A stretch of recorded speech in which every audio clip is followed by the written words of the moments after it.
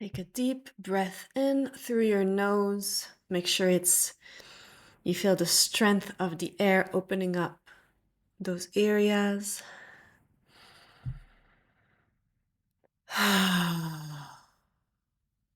Exhale, let go. Release. Happy Amavasya. It's the dark moon. Om Shanti Shanti Shanti Shanti. Asking for peace. There's a lot of turmoil, whether it's internal or in our world right now. So calling on to this vibration of peace.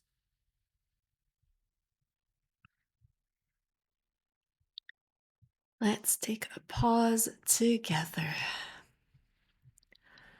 On the 28th and 29th of January, there is a dark day of the moon. Now, in Vedic astrology, the lunar days are a little different from the solar days. They're calculated based on the distance between the sun and the moon. And once a month, we have a dark moon day. That means there is no light of the moon in the sky. And that also means that the moon and the sun are in alignment because we're looking up in the sky and they're in alignment, which means that all the light is blocked and the moon is completely dark. Now, Amavasya actually means that which dwells together, which refers to this conjunction of the sun and moon. It's going to take place in the sign of Capricorn, which is Earth. And there's a lot other things going on this January. There's a lot other planets moving, transitioning. So we'll talk a little bit about that because it's working as a bigger picture than just talking about this dark moon. So we have this dark moon, January 28th and 29th. On the 28th, we also have Venus that is going to transition into the sign of Pisces, and it's going to be there and retrograde and in an exchange with Jupiter until May. So it's going to be a journey for Venus in this sign of Pisces. And there's a lot going on in Pisces this next 2-3 months. So this time is really significant because Venus is going to begin its journey into Pisces right before a dark moon. So this tells us a lot already, a little bit about the energy of this transit, even if Venus is in a sign of exaltation, and we'll talk about that. But the shift is really strong, okay? Venus is starting a very long journey, which is unusual. It doesn't usually stay this long in a sign, okay? And Pisces is going to be where there's a big conjunction happening of Rahu and Saturn. There are eclipses happening there also. Saturn is about to enter Pisces, which is a big shift. Saturn transition every 3 years, and that's going to happen again in 2-3 months. So we're beginning really this drumming, okay? This drumming of this big boiling thing that is coming to light for all of us in our lives because it impacts everyone differently. But for everyone, there's an area in their lives that feels a little bit like there's a rumbling of a change, of deep awareness that is going to come, that is going to make you really want to do things differently. For some people, they'll just be looking at their relationship and just coming on the other side to saying, I have to let go, or maybe saying, I need to change in order to make this work. For some, it's going to be in their work, wondering what the heck they're doing with their lives and seeking a higher purpose, seeking a big fundamental shift, okay? And that's really this low rumbling that is starting with this movement of Venus and Pisces that is beginning this journey of all of us moving through this big, low rumble and Pisces of change. Now, dark moon, I'll go back to this dark moon. The dark moon is a time for inner reflection, is a time to go in, is a time to look at wherever this dark moon falls for you in your chart. You can look at that area of your life. So if it's in your 10th house in your work, if it's in your 2nd house, it can be in your family and how you're speaking. If it's in your 12th house, it could be in the way you're spending money. So wherever it falls every month in your chart, you can really ask for to look for a greater awareness in that area of the things that are not working.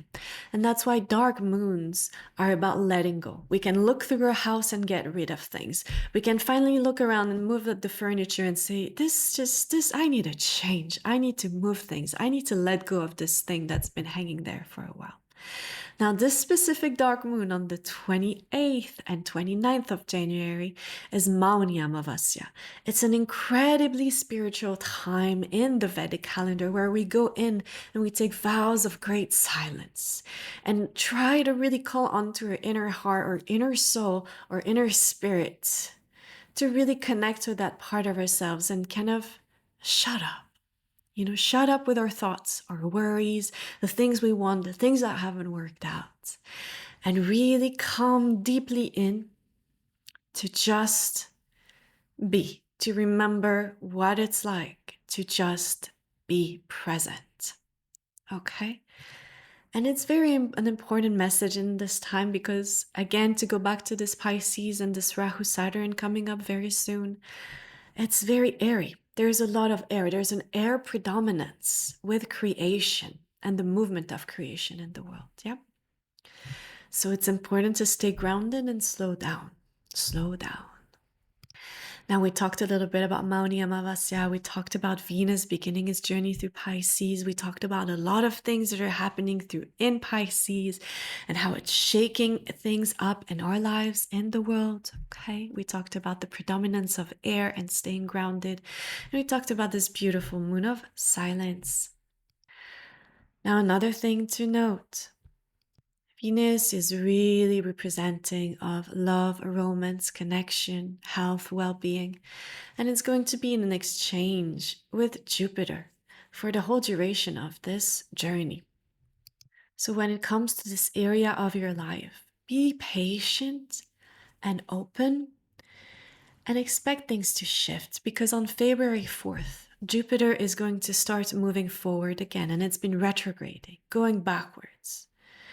And there's this big shift that's coming. So we have this Venus in Pisces happening on the 28th, a dark moon on the 28th, 29th, which also means new moon. And then a few days after that, on the 4th, we're seeing Jupiter changing direction, which means that at the moment it's strong and it's stationary.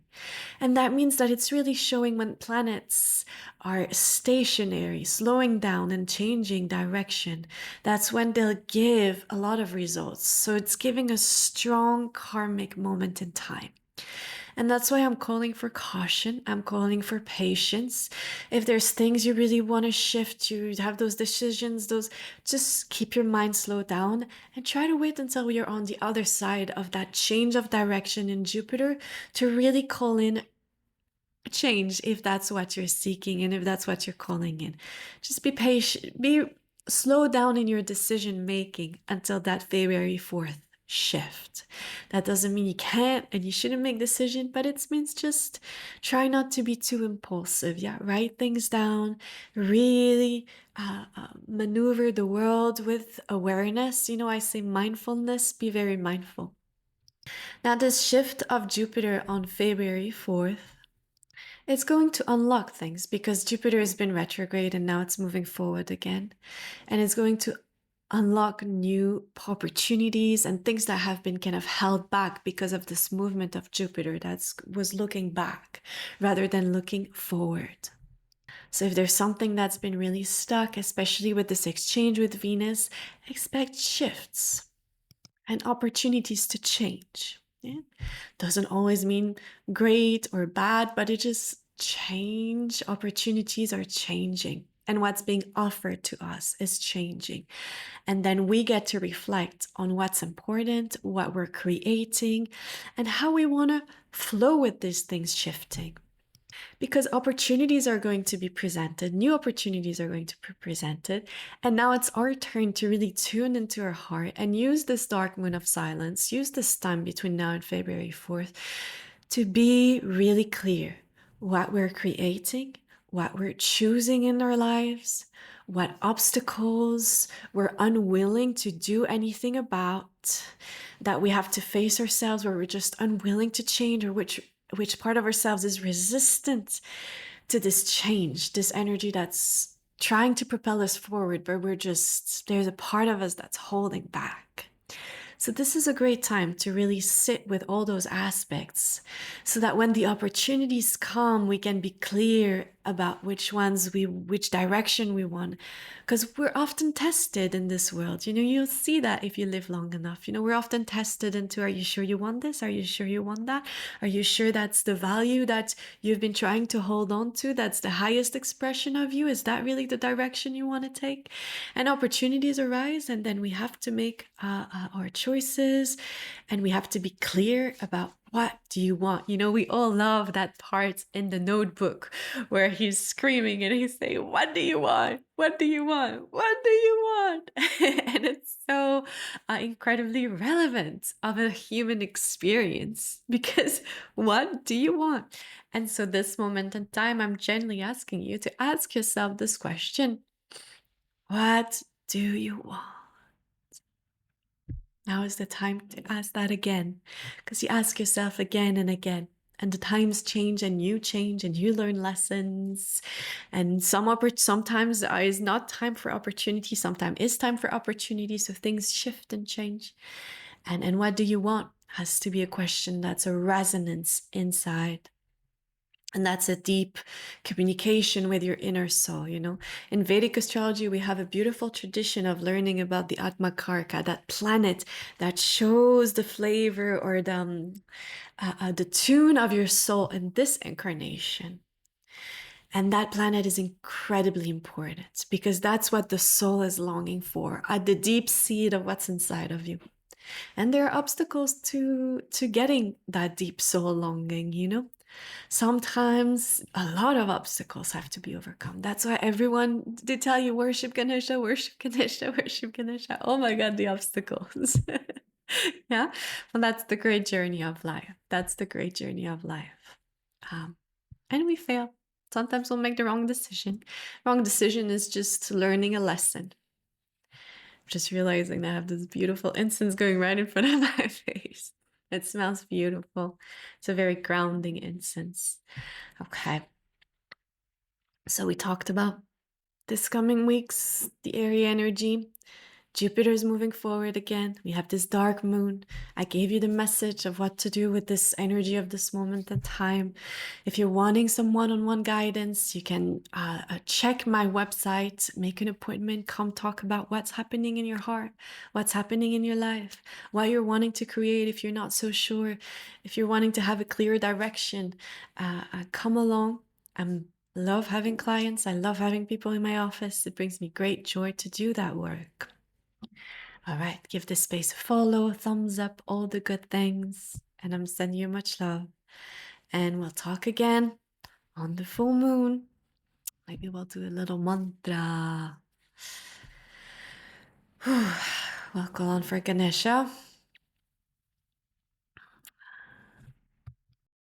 Om Shrim Hrim Klim Glaum Gam Ganapataye Varavarata Sarvajanam Me Vashamanaya Swaha.